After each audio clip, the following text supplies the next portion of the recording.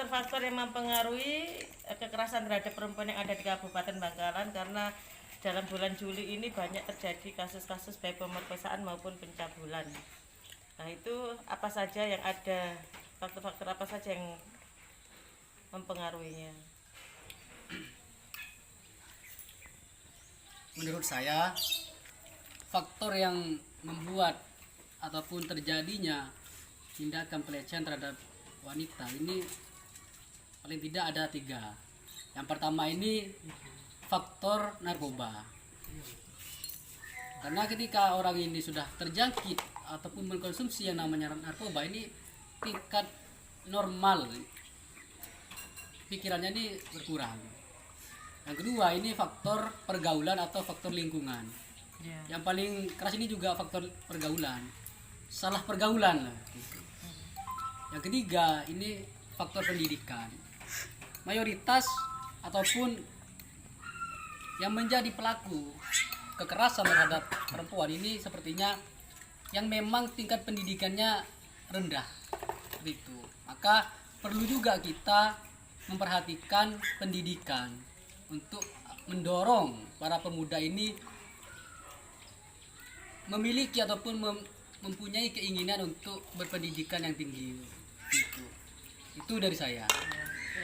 Kalau menurut saya, faktor-faktor yang mempengaruhi terhadap maraknya pemerkosaan atau bahkan pelecehan seksual di Kabupaten Bangkalan ini, diantaranya itu faktor pergaulan yang terlalu bebas. Dan saat ini kecenderungannya itu orang-orang pemuda-pemuda saat ini itu kecenderungannya pengen dilihat gaul atau bahkan pengen dilihat keren, sehingga ada nilai-nilai yang terlupakan baik secara penampilan ataupun secara perbuatan. Kalau penampilan misalkan kecenderungannya pemuda saat ini itu pengen tampil modis atau seksi bagi yang cewek, sehingga hal ini bisa meningkatkan nafsu birahinya seorang laki-laki. Ini yang menjadi pemicu maraknya pemerkosaan yang terjadi di Bangkalan seperti itu. Terus yang kedua, ini faktor maraknya narkoba yang beredar di Bangkalan. Karena ketika terkena narkoba atau mengkonsumsi narkoba, maka otaknya ini sudah tidak normal atau pemikirannya ini sudah tidak normal, sehingga ketika menemukan seorang cewek, misalkan cowok ini mengkonsumsi narkoba, kemudian cewek udah hilang akal sehatnya, sehingga ini yang kemudian menjadi pemicu adanya pemerkosaan atau banyaknya pemerkosaan yang ada di Kabupaten Bangkalan, seperti itu. Terus yang ketiga, ini ada faktor keluarga juga, ada faktor keluarga. Saat ini perhatian terusan pengawasan keluarga terhadap anaknya ini sudah mulai berkurang, seperti itu. Kalau dulu perhatian dan pengawasan terhadap anaknya ini bisa dikatakan 24 jam. Ini saya ingat masih kecil ini. Paginya itu, kalau anak muda dulu ini ya, masih saya yang masih nututin. Kalau pagi itu berangkat sekolah SD, berangkat jam 7 itu sampai selesai nanti jam 12. Nanti jam 1 berangkat lagi ke madrasah untuk melanjutkan sekolah lagi. Terus nanti malamnya itu pergi ke surau untuk ngaji, sehingga sampai paginya lagi. Dan aktivitas seperti ini sekarang sudah mulai punah, sudah mulai jarang kita temui. Sehingga kalau melihat waktu itu saya masih kecil, pengawasan orang tua terusan lingkungan ini hampir 24 jam, tidak ada kesempatan buat saya untuk melakukan hal-hal yang saya nilai itu kurang baik. Terus ini lagi, kalau dulu waktu saya masih kecil ini ya, ada seorang cewek itu dibawa cowok atau goncengan sama cowok atau jalan sama cowok, itu akan jadi gunjingan di kampungnya. Artinya bahkan bisa dimarahi oleh orang tuanya. Tapi sekarang ini malah terbaliknya. Terbaliknya bagaimana? Ketika ada ini saat ini ya, ketika ada saya punya anak cewek ini, terusan ada cowok luar daerah misalkan main ke rumah saya, ini saya malah bangga, senang karena anak cewek saya itu istilahnya itu intarin cowok seperti itu. Nah, ini bedanya kalau sikap orang tua terhadap anak antara masa lalu dengan saat ini juga mempengaruhi terhadap maraknya pemerkosaan yang ada di Bangkalan. Kecenderungannya itu ketika ada cowok main ke rumahnya si cewek ini, minta izin dibawa keluar meskipun malam, ini kecenderungannya sekarang itu diizinin sama orang tuanya. Seakan-akan ini sudah tidak ada sanksi sosial, artinya sudah tidak ada teguran atau apa atau gunjingan dari tetangga-tetangganya, ini seakan sudah lost seperti itu. Kalau dulu itu masih ada masih ada kayak ada rasa malu lah kalau misalkan cewek itu berboncengan sama cowok. Terus yang nomor 4 ini faktor pendidikan. Pendidikan saat ini lebih banyak berorientasi pada bagaimana mendapatkan kerja, atau istilahnya itu pendidikan itu orientasinya sekarang pada dunia kerja, sehingga yang ada dalam pikirannya itu hanya tentang kesejahteraan, tentang uang atau dunia dan sebagainya, itu tok. Dan tidak ada, bukan tidak ada sih, tapi sudah mulai jarang itu pendidikan itu yang kemudian ada orientasi untuk memperbaiki moral, terus benar-benar tulus untuk mendapatkan ilmu pengetahuan atau mencari keselamatan dunia akhiratnya lah. Kalau orang-orang terdahulu ini ceritanya, kalau orang-orang dahulu itu mencari ilmu hanya untuk keselamatan dunia akhiratnya, sehingga kecenderungannya kalau di desa saya itu, desa Lerpak, setiap rumah itu pasti ada anaknya yang mondok. Artinya itu kerennya anak desa kalau dulu itu ketika mondok ke pesantren, belajar ke pesantren. Tapi sekarang malah terbalik, orang-orang yang mondok ke pesantren ini dianggap kurang keren. Nah, ini pergeseran paradigma belajar ini juga mempengaruhi terhadap maraknya kasus pemerkosaan di Bangkalan. Sehingga menurut saya ini perlu adanya kesadaran bersama, terusan partisipasi dari berbagai kalangan, baik APH, aparat penegak hukum, terus keluarga, guru, atau bahkan para ulama, ini untuk ikut serta bagaimana memperbaiki moralitas pemuda-pemudi saat ini di Kabupaten Bangkalan. Karena sekarang sudah 1 bulan ya, belum genap 1 bulan ini kita digegerkan dengan 4 kasus pemerkosaan yang baru terungkap seperti itu. Oke, sekian dari saya. Tidak jauh beda yang disampaikan, agak kerasan dikit volumenya. tidak jauh beda yang disampaikan oleh sahabat saya yang dari Bonang. Faktor yang sangat berpengaruh untuk pemuda ataupun masyarakat di desa-desa melakukan pelecehan tersebut, yang pertama memang narkoba itu. Nah, yang kedua itu pergaulan, yang ketiga memang dari sektor pendidikan yang kurang. Nah, ketika pemuda tidak sedikit memiliki tentang ilmu atau pendidikan, ini sangat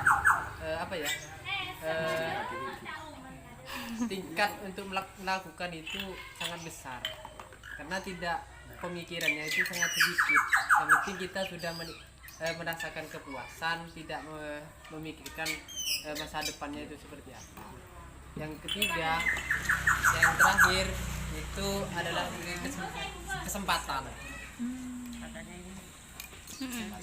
kesempatan ketika ada salah satu dari perempuan keluarlah malam itu memang harus kita antisipasi juga terhadap perempuan biar tidak keluar malam, karena pemuda melakukan karena ada kesempatan, bukan lantas laki-laki itu melakukan karena memang tujuannya itu melakukan, kadang melakukan karena ada kesempatan kepepet.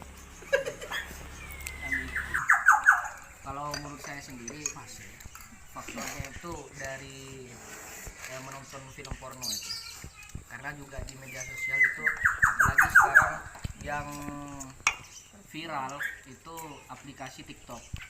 Kalau kita membuka TikTok itu banyak video-video yang auratnya itu sangat nampak, melihatkan lekukan-lekukan bodinya itu, sehingga itu bisa meracuni pikiran orang, itu bisa bikin merangsangan seperti itu. Yang kedua itu juga masih dalam media sosial juga, itu melihat video porno, karena itu kalau kita mengakses di YouTube itu memang sudah tidak ada, maksudnya sudah dihapus. Tapi kalau untuk di Twitter itu masih sangat luas, karena memang kalau untuk aplikasi Twitter itu karena mendunia itu masih bebas seperti itu. Poinnya masih gampang. Sangat mudah untuk kita mengakses kalau untuk yang di Twitter. Kalau menurut saya dari efek itu kita menonton video itu. Sebenarnya gini untuk masalah kenapa sering terjadinya pelecehan terhadap seorang perempuan ini, ya benar oleh sahabat-sahabat tadi sudah dikatakan, cuma sekedar ingin menambahkan bahwasanya ini kurang pengontrolan terhadap remaja, melihat film pornografi. Karena ketika remaja ini sudah ketagihan melihat pornografi, sampai kapanpun dia akan mencari linknya, walaupun di YouTube ini sudah dihapus ataupun di Google sudah dihapus. Dan yang kedua, ini karena kurangnya penghargaan terhadap seorang perempuan. Dan yang ketiga, ini adalah kesadaran dari masyarakat ataupun dari desanya masing-masing untuk mengatasi fenomena ini. Tadi kan katanya kurangnya ini ya, nasihat dari tokoh-tokoh ulama. Nah kebetulan tadi saya sendiri tanya ke salah satu tokoh ulama, kenapa sih tokoh ulama ini kok terkesan diam, padahal kasus-kasus seperti ini banyak. Terus apa jangan maksudnya saya memang sengaja menyentil agar memancing jawaban mereka. Apa jangan-jangan ada oknum ulama yang begitu di Bangkalan kayak gitu. Nah kemudian jawabannya ternyata tokoh ulama itu katanya masih malu mengungkap hal-hal seperti itu, sehingga diserahkan ke pihak lain seperti polisi dan lain-lain. Jadi langsung diserahkan ke orang lain, menganggap karena bahwa itu persoalan yang tabu untuk dibicarakan. malu untuk mengungkap gitu. Padahal kan gimana ya gitu. Terus selanjutnya menurut saya penyebab banyaknya kasus pelecehan seksual ini karena budaya patriarki tentunya. Jadi kesalahan dalam menilai perempuan menurut saya, seperti apapun perempuan itu, Ibu Kartini Bangkalan, baik itu berpenampilan agamis ataupun terkesan liar, itu sebenarnya tergantung pada isi otak laki-laki, kan seperti itu. Juga tadi katanya maksudnya istilahnya ingin menyalurkan birahi. Kata saya itu bukan alasan. Jadi masa misalkan ada perempuan dianggap mangsa untuk melampiaskan birahinya, perempuan juga punya birahi tapi dia tidak melakukan itu pada orang lain, kan begitu. kodrat. Tako. Nah, iya, rasa malunya lebih tinggi. Semangatnya kurang. Ininya bagus. Itu lagi-lagi kesalahan dalam menilai perempuan. Seperti itu. Oh, gitu. Menurut kami yang terjadi sekarang ini memang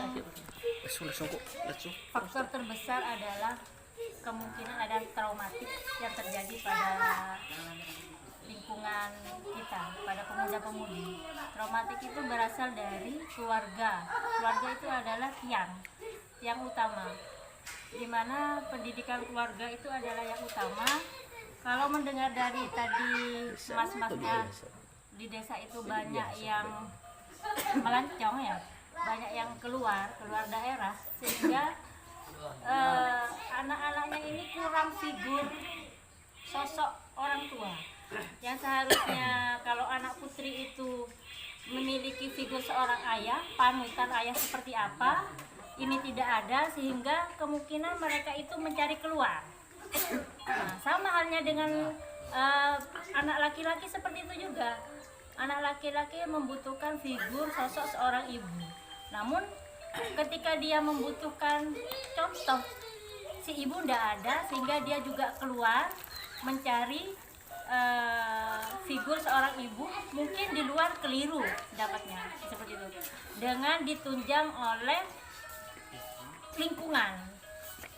lingkungan yang notabene-nya mungkin sekarang ini jauh sekali dari agama menurut saya. Dengan adanya internet seperti tadi yang Dimas katakan itu, saya itu antara setuju dan tidak setuju juga dengan internet. Setujunya memang positifnya kita bisa berkembang, negatifnya masih negara kita masih belum bisa mensortir dengan baik untuk masalah situs-situs porno yang bisa merusak moral anak bangsa. Ya, mudah diakses, apalagi katanya sekarang ya. Ketika buka ada iklan-iklan di bawah itu, anak kecil pun kadang-kadang nggak tahu, apalagi sekarang sistemnya online. Kadang-kadang klik dibuka muncullah yang ini itu. Nah, dari kesengajaan, dari ketidaksengajaan, berawal dari penasaran, kemudian akan terjadi ketagihan juga. Ketagihan karena tidak bisa disalurkan, belum punya keluarga, akhirnya tersalurkan dengan hal-hal di luar seperti itu. Jadi mungkin menurut saya yang perlu dibenahi adalah ini banyak faktor, dari pihak keluarga perlu dibenahi, pemerintah juga perlu dibenahi, masyarakat terutama juga lingkungan harus dibenahi. Oke, sekian dulu. Sudah ketemu 20 faktor-faktor yang mempengaruhi adanya tindak kekerasan terhadap perempuan dan anak. Dan ini luar biasa. Ternyata siapa bilang bahwa pemuda Bakalan itu tidak cerdas kan gitu. Ternyata sudah mampu menganalisa kondisi sosial di lapangan atau di desa atau di Kabupaten Bangkalan. Tadi yang mungkin dari kejadian-kejadian yang saya tangani, salah satunya memang faktor keluarga ini juga sangat penting. Banyaknya pelaku maupun korban ini rata-rata yang paling banyak itu terjadi pada keluarga-keluarga yang broken home atau keluarga-keluarga yang orang tuanya tadi ada di Malaysia, ada di Arab dan lain sebagainya, yang tidak kumpul dengan anak sehingga anak memang kurangnya perhatian, baik itu pelaku maupun korban. Kenapa? Karena ketika tidak ada yang mengawasi, korban pun bisa berkeliaran tadi itu, keluar malam, nggak ada yang ngontrol, begitu juga pelaku dan lain sebagainya. Nah, selanjutnya adalah menurut saya juga kurang sosialisasi tentang bagaimana perempuan ini melindungi dirinya, bagaimana sih perempuan ini membangun konsep dirinya yang baik, sehingga dia membiarkan, mohon maaf, kadang-kadang membiarkan kesempatan yang terjadi pada dirinya tanpa ada filter-filter yang ada pada remaja itu. Mohon maaf, kasus-kasus yang selama ini terjadi gitu. Jadi menganggap bahwa keluar malam itu memang boleh, tapi bagaimana dia mampu menjaga dirinya kan gitu. Karena memang ini sangat penting diketahui oleh remaja. Terus juga kurangnya tadi kesolidaritasan dan peduli pada kasus-kasus seperti ini, baik itu pemerintah, tokoh masyarakat, tokoh agama, ataupun semua pihak. Rata-rata mengatakan bahwa ini hanyalah PPT yang atau siapa yang ini, hanya lembaga-lembaga, tidak berusaha untuk bagaimana ini adalah problem sosial yang harus dipecahkan oleh semua elemen itu. Makanya dari kemarin ayo gerak bersama, karena ini adalah bagian daripada persoalan yang harus segera ditangani. Yang selanjutnya juga karena ini tadi sudah diungkap Bang Yasin ya, saya merasa bahwa banyaknya kegiatan-kegiatan yang negatif itu karena adanya banyaknya nganggur, tidak ada aktivitas-aktivitas yang positif, sehingga salah satu saya membentuk keinginan saya membentuk rumah curhat atau rumah sahabat, apalah namanya nanti. Ini adalah salah satunya bagaimana kita tahu apa yang dibutuhkan oleh pemuda di desa itu, bagaimana mereka melakukan kegiatan-kegiatan yang positif sehingga terminimalisir aktivitas-aktivitas negatif, baik tadi narkoba, nonton video porno, seks bebas, dan lain sebagainya. Karena ternyata tadi ketika ada paparan-paparan dari pemuda-pemuda desa, ini ternyata malah luar biasa yang kita tidak menangkapnya. Sampai tadi mohon maaf ada orang-orang perempuan yang mohon maaf suaminya layaran sampai melakukan seperti itu dengan pemuda-pemuda desa. Nah ini kan sudah termasuk problem sosial yang mohon maaf luar biasa yang harus segera ditangani. Ternyata itu nyata di lapangan ada. Nah, itu bisa jadi itu memicu kan itu, memicu adanya hal-hal lain selain tadi. Yaitu untuk sementara sehingga saya semakin punya keinginan yang besar untuk bisa membuat pembuatan rumah curhat atau rumah sahabat di masing-masing desa itu mudah-mudahan dengan pertemuan diskusi pada sore hari ini realisasi tentang rumah aman atau rumah sahabat atau rumah curhat di setiap desa itu betul-betul